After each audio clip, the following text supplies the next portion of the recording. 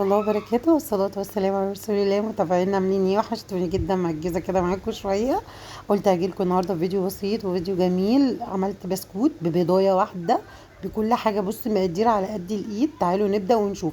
جبت نص كوباية من الزبدة. عندك زبدة، عندك سمنة، زيت على سمنة، اللي انت حرة. انا عن نفسي عملته بسمنة، بس لو انت عايزة تحط خليط يبقى ربع وربع. حلو الكلام. بعد كده جبت نص كوباية من السكر البودر. يبقى ده بودر يا جماعة، عشان الحبيبات بيبقى محبحب كده، مش بيبقى حلو.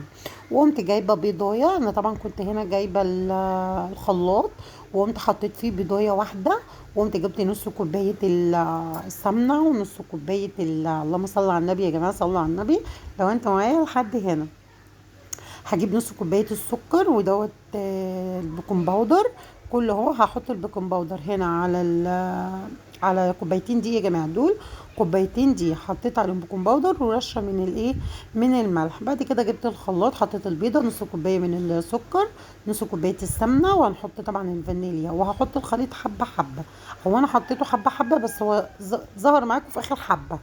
تمام. وطبعا انتوا عارفين ان العجين البسكويت والحاجات ديت مش بتتعجن، يا دوبك هعملها بصوا بايديا. يعني انا اهي زي ما انتوا شايفين كده، مش هعجن، لا انا بلم، مش اكتر من كده. بعد كده انا هتشوفي بقى عجينتك، عشان كل واحده فينا دقيقها بيختلف عن التاني. ممكن انت دقيقك بيشرب السوائل، انا دقيقي لا. فايه، هتشوفي العجينه لو لقيت السمنه في ايديكي هتعرفي انها عايزه دقيق.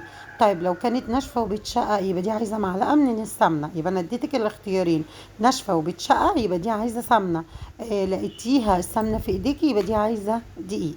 انا جبت هنا دوت البلبله اللي هي ديت اللي بنعمل بيها في العيد، بيطلع البسكوت خرافه. وهتقومي بقى ايه، حاطه العجينه وتعملي زي ما انت هتشوفي كده. العجينه طبعا عشان سلسه معايا فكانت سهله بقى، فاهمين؟ بصوا بقى، جبت انا بقى كده البسكويت اهو. كان جميل قوي على فكره. بصي ساعه المغارب بقى الساعه 7 كده، وانت قاعده بقى في البلكونه عايزه كوبايه قهوه. هنا انا كنت هغير الشكل، يعني كنت هحطها، بس قلت لما اعمل كذا قاعده وبعد كده باخد ايه اللي في النص ديت لانها صغننه. بصوا انا هنا خلصت. بصوا اللهم بارك اللهم بارك، شكله تحفه.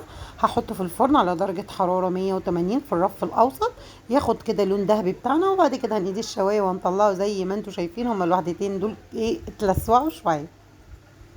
بصوا بقى بوريكم عامل ازاي، رقيق رقيق. هنا بقول لكم بصوا كان ايه، بيطلع صوت. وعملت جنبيه بقى كوبايه شاي، لان ساعتها كانت الساعه 9 بالليل. فاخدتها بقى وقعدت في البلكونه. عايزه اقول لكم كان طعم طعم طعم، وكان جميل، وكان تحفه. البيكنج باودر معلقه يا جماعه، عشان ايه؟ ما كتروهاش عشان ما يفرش معاكم. جربوه هيعجبكم جدا جدا وهتدعوا لي.